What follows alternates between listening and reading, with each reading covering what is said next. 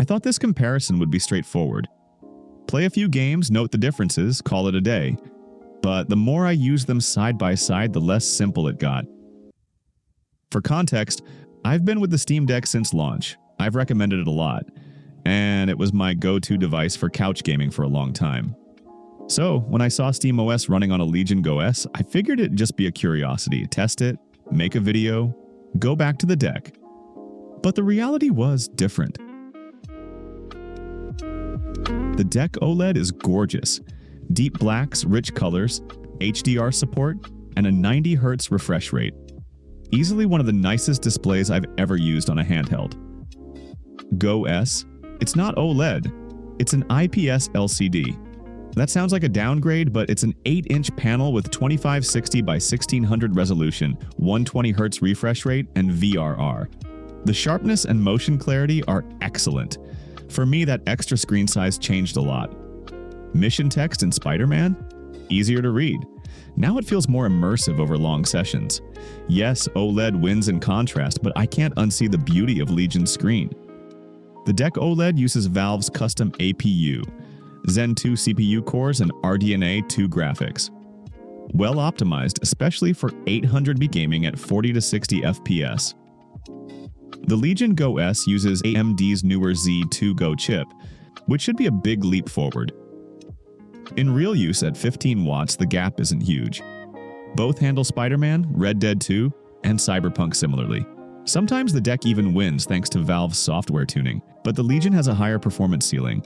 At 25 watts, you get better frame rates, as long as you're plugged in.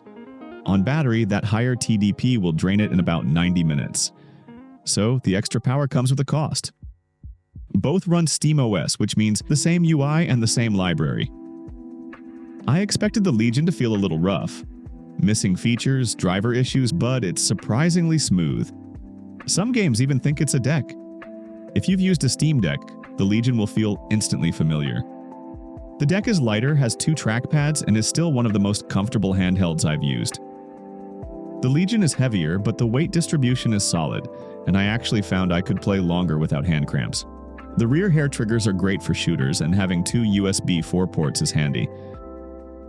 Depending on the game, both last about 90 to 120 minutes under load. Lighter indie titles can stretch much further. Noise is where the Legion stumbles. The fan is loud, not just I can hear it loud, but this might wake someone up loud. The deck is far quieter, which matters if you play in bed or in quiet rooms. The Steam Deck OLED 512GB sits at $549. The Legion Go S lists at $599, but I've seen it on sale for $549. At the same price, the Legion gives you a bigger, sharper screen, higher refresh rate, and more comfortable grip. But if it goes back to $599, you're paying more for something louder, heavier, and not always faster. If you already own a Steam Deck OLED, there's not a huge reason to switch. They're more similar in performance than you might think. But if you're starting fresh and the Legion Go S happens to be on sale, it's a solid choice. Especially if you prefer screen size and comfort over OLED contrast and absolute quiet. For me, the Legion just suits my style of play. I haven't used my deck in weeks, and that probably says more than the specs ever could. If you found this helpful or you're still weighing up the deck and the Legion, drop a comment. I'm curious to know what you choose.